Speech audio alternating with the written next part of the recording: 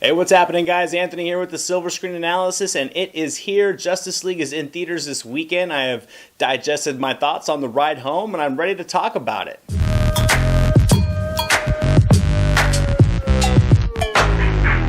Now don't worry, this review is going to be spoiler free. I'm going to try to be as vague as possible, but still give you my general thoughts and impressions on this film. But definitely make sure to check out Live Masters Productions here on YouTube. I'm going to leave the link down in the description box because this weekend we're going to be diving into all of our spoiler thoughts on this film, and it's going to be a great time, so definitely make sure to check it out. Now let's dive into this movie. There was so much curiosity about this film going in. Would it build on the success that Wonder Woman started? Would the combination of Snyder and Whedon be able to create a cohesive story tone-wise? Would the 2-hour runtime hinder the film's story progression? These and many other things were all going through my mind when I went in. And overall, I had a great time watching this movie. It was able to take itself seriously when it needed to, but not so serious during other times. The story really let the personality of the characters come through to give the representation of the heroes that I know and love. The natural chemistry between the cast members was really able to shine without ever hindering the impact of the plot. It made the movie more fun and the story more engaging to sit through. It wasn't an overly heavy storyline with a depressing weight to it, but it wasn't the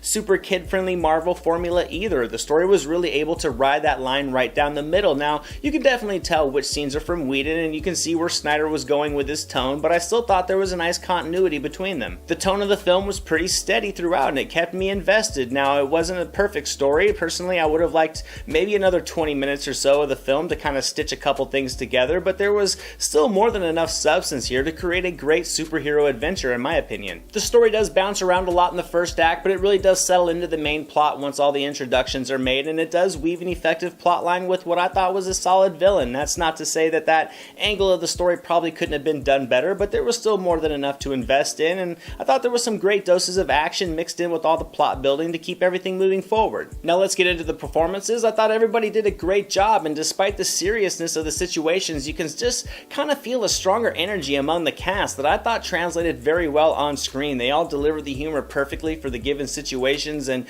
one thing this film really thrived on was the injection of Whedon's sense of humor. Gal Gadot was excellent once again as Wonder Woman, but I still think she thrives in the hands of Patty Jenkins. She was solid in this film, but she felt a slight bit watered down from what I remembered in her last performance. And I thought Ben Affleck was solid as Bruce Wayne and Batman once again. There was some added depth to the character that I did like, but it also felt like he kind of lost some of his edge from BVS, which was something that I was missing in this film. And Ray Fisher was pretty good. He also really captures the torment of this character very well. The story doesn't really give us too much to know, but with his performance, he gives us enough to connect with. I thought Jason Momoa was fantastic as Aquaman. He brought this character to life and he infused it with his bravado, and I thought it worked perfectly in my opinion. He was cocky and arrogant at times, but still a team player and very charming, and Momoa after this performance gave me that same feeling really that Gal Gadot did as Wonder Woman in BVS. And last but definitely not least, Ezra Miller as the Flash. He was fun, he was energetic, he carries a bulk of the comedic weight and it definitely works for him. He has a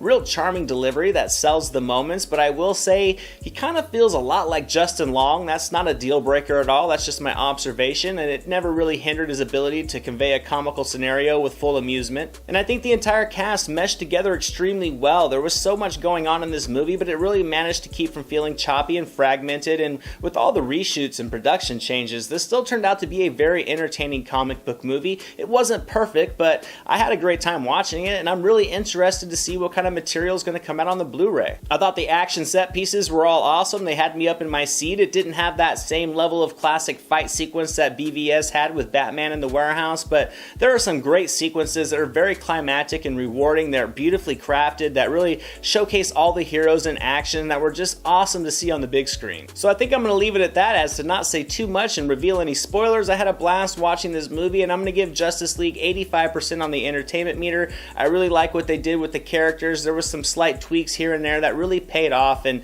I definitely recommend checking this one out in the theater as if you weren't going to already. It sprinkles in some fun Easter eggs and surprises that are all kind of worked in very subtly, and it has a couple of great post-credit scenes as well that I definitely recommend checking out because they were a ton of fun as well. And those are my spoiler-free thoughts on Justice League, guys. I hope you enjoyed this video. Don't forget to go down to the description below. Check out Live Master Productions. We're going to be over there this weekend talking all kinds of spoilers on this film. It's going to be a great time. Hope you enjoyed this video, guys. If you did, make sure to give it a thumbs up. Don't forget to subscribe so you can catch all the new reviews. You can find me on Twitter at YourCinemaGuy or swing by SilverScreenAnalysis.com. There's all kinds of movie-related content over there to check out. As always, guys, thank you so much for watching. You're all fantastic. I'm Anthony. This is the Silver Screen Analysis, and I'll see you at the movies.